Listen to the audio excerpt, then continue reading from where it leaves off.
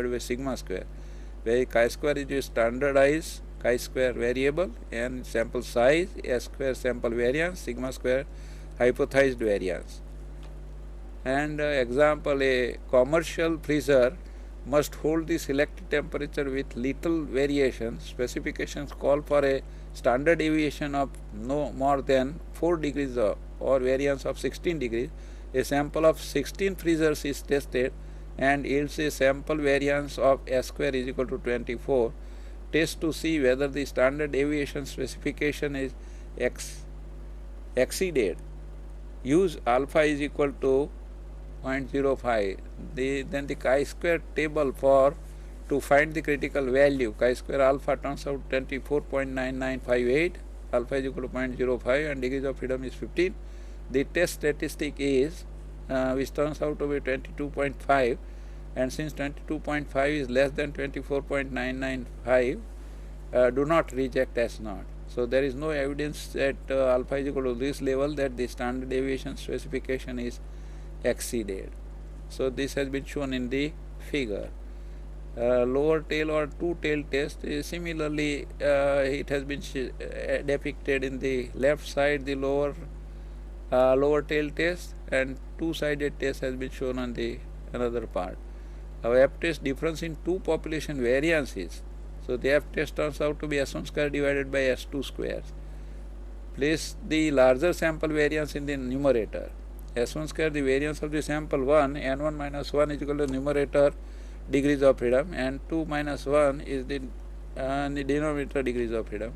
So you are a F test, an example, you are a financial analyst for a brokerage firm.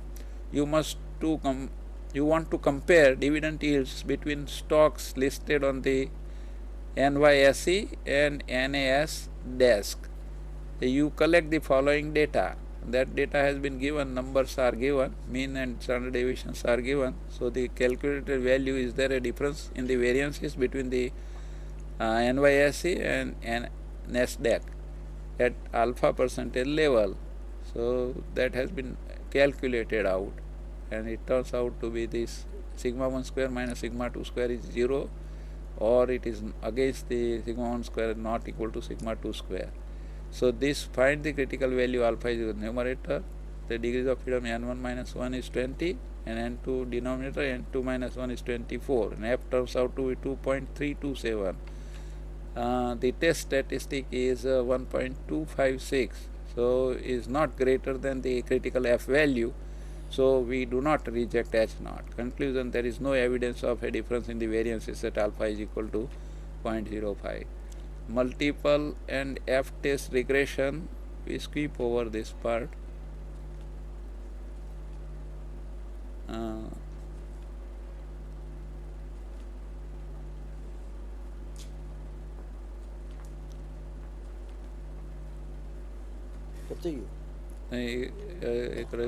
F test explanatory power. This is the F test for the goodness of fit of a regression. In effect, the test for the joint significance of the explanatory powers. It is based on the R squared statistic. It is routinely produced by most computer software packages. It follows the F distribution, which is quite different to the T test.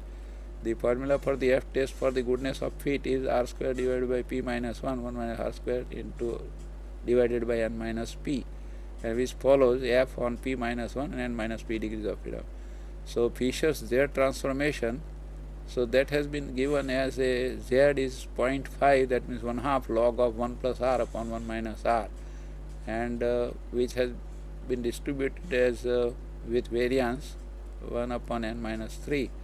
So this result is compared to T with N minus 2 degrees of freedom for significance, and which has been calculated. T has been calculated here, turns out to be 2.56, and this rho is equal to this Fisher's Z transformation. It has been calculated 1/2 log of 1 plus R upon 1 minus R minus 1/2 log of 1 plus rho upon 1 minus rho 0 and rho divided by 1 divided by square root of N minus 3. Say N is equal to 200, R is equal to 0.54 and rho is equal to 0.3, then this calculation turns out to be, compared to unit normal, for example 4.13 is greater than 1.96, so it is significant. Our sample was not drawn from a population in which rho is 0.3. So this is hypothesis 3, that rho 1 is equal to rho 2.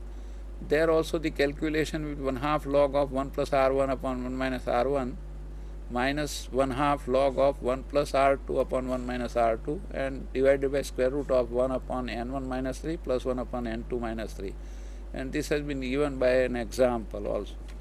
So hypothesis test for rho 1 is equal to rho 2 is equal to rho k. Suppose for k populations, then z turns out to be sigma ni minus 3 zi divided by sigma ni minus 3. So the sum has been taken and an example has been shown here. So what is the purpose of the Fisher's R to Z transformation? Test the hypothesis that rho 1 is equal to rho 2, given that R1, N1, R2 and N2. Why do we care about the sampling distribution of the correlation coefficient? The t-test smaller samples are, now it is over. Now I request Professor Gajjar to give some comments over this T and Z test. Patel સાહેબે જે બધા statistics કઈ કઈ પરિસ્થિતિમાં T ટેસ્ટનો ઉપયોગ થાય, તમે એક મહત્ત્વની વાત આપણે ખાસ ખ્યાલમાં રાખવા જેવી છે. મેં ગયા વખતે પણ કહ્યું હતું કે જ્યારે બે સમષ્ટિમાંથી ઇન્ડિપેન્ડન્ટ તમે નિદર્શ લો અને વેરિયાન્સીસ જો સરખા ન હોય તો શું કરવું એની વાત આપણે કરી. હવે ધારો કે સરખા ન હોય તો ટી ટેસ્ટ લગાડી ન શકાય એવું સામાન્ય રીતે આપણે કહી શકીએ. તમે છતાંય લગાડો, જે કંઈ અનુમાન કરો એ કદાચ વ્યવહારમાં એ ઉપયોગી ન થાય, કદાચ ખોટા પરિણામ આપે. અને ધારો કોઈ દવાની વાત હોય તો દવાની આડઅસર પણ ખરાબ થાય. એટલે એ બધી વસ્તુમાંથી ટી ટેસ્ટનો ઉપયોગ થઈ શકે નહીં જો વેરિયાન્સ સરખા ન હોય તો ત્યારે શું કરવું? તો એવા સંજોગોમાં તમારે માનવીટની ટેસ્ટ વાપરવો જોઈએ, નોન પેરામેટ્રિકનો, કે જે માનવીટની ટેસ્ટમાં પછી એનો પરથી ઉપયોગ કરી શકો. અથવા તો બીજો એક એપ્રોક્સિમેટ બેરન ફિશર ટેસ્ટ છે, એનો ઉપયોગ કરી શકાય.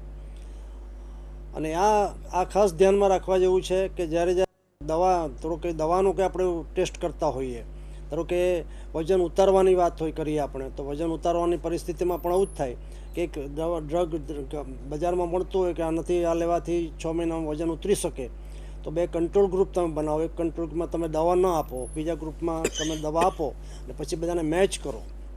ઓકે, પતી ગયું. એક ચાલીએ ચાલુ કર્યું. હલો, ચાલુ જ પતી ગયું.